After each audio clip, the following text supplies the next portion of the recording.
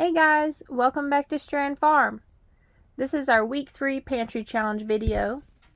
Really quick, I wanted to show you a few items that we purchased with our $100 grocery budget. We got some yogurt, a couple heads of broccoli, a cabbage, and some avocados. Before we get into our meals, I thought I would share quickly what we've been giving to our chickens to help them stay extra warm and cozy during this cold spell. This is a chicken mash consisting of rice, peas, and wheat berries. In cleaning out the pantry, I discovered some lentils that we've had in storage for a little too long, so I've been adding those to the perpetual pot of hot mash as well, and the chickens love it. Alright, and now we'll get into what we ate this week. Yesterday I had made a pot of split pea and ham soup, and I'll put some clips in here of me making that. But James and I actually ended up going to a family member's house with that meal, and it totally slipped my mind to show the finished pot and our food and everything like that. So that's what we had yesterday. For this quick dinner, I made some mac and cheese shapes, and we heated up some leftover stew.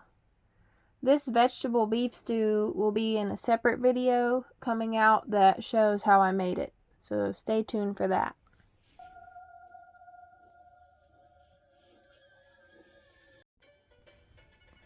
For a sweet this week, I decided to use up a gluten-free confetti cake mix that I've had on the shelf for a while. It has been so cold this week, which means we've been staying inside more. This seemed like the perfect opportunity to bake while the oven is nice and hot. These cupcakes turned out to be so tasty that we didn't even need any icing to go on them. Next up, I've got some lard here that I had rendered a while back, and I'm going to use that with some gluten-free flour that I want to use up, and I decided I would try to make some tortillas with that. I had trouble finding a recipe, so I kind of just created my own recipe, and I'd say overall they turned out really well.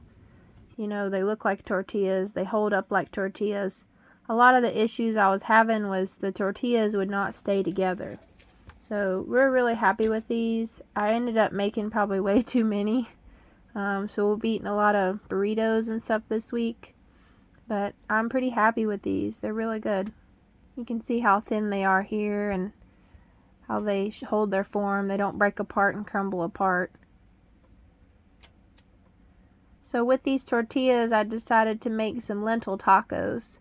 So we've got our lentil taco meat here, our tortillas, some yard onions, and some cheese. And then for dessert, we've got those confetti muffins that I made, or cupcakes rather. And a couple of them got a little burnt there. So here's our finished taco. This week we processed one of our roosters. I decided to put the whole chicken in a pot with a few seasonings and covered it with water to simmer overnight. And by the next morning, as you can see, the chicken has all cooked down nice and tender.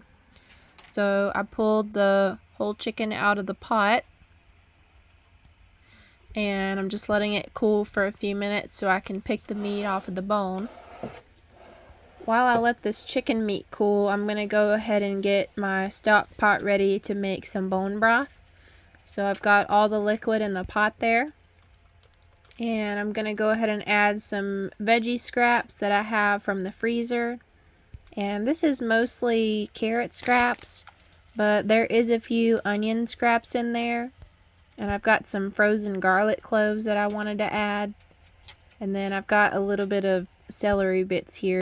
And then we're going to add some black peppercorn, and I believe I also threw in 1 or 2 bay leaves. Now that my meat's cooled, I can pick it apart. Here's a little taste test.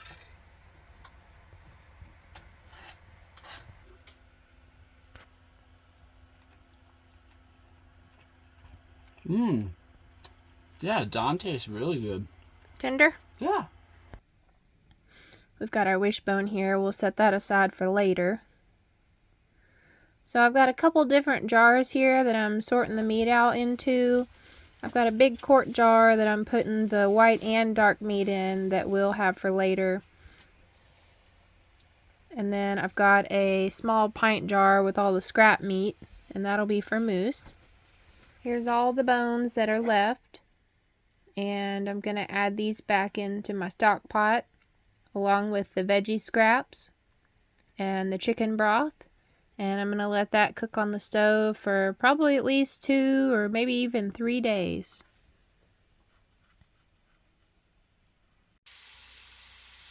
For the last meal of this video, I made red beans and rice with andouille sausage. I started with pre-soaking the kidney beans in water overnight to help soften them up, which also helps speed up the cooking process.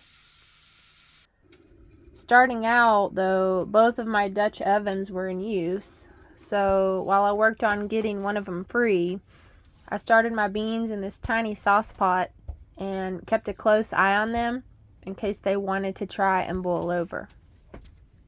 After I browned the sausages in the skillet there, I added them into the beans. As for seasonings, I kept it pretty minimal. I added a cup or so of the chicken stock that I'm making, a little bit of bacon fat, a couple tablespoons of freeze-dried mixed hot pepper powder, and some onion powder. We served it with jasmine rice, and it was a very hearty, warm, easy dinner. Overall, I'd say we ate pretty darn good, despite how cold it was this past week. You know, even though we have the wood stove, we still needed to winterize our plumbing because it just doesn't stay warm enough to keep the pipes from freezing. But anyways, I hope y'all are staying warm and cozy. Thank you so much for watching this video, and we will see you in the next one. Bye.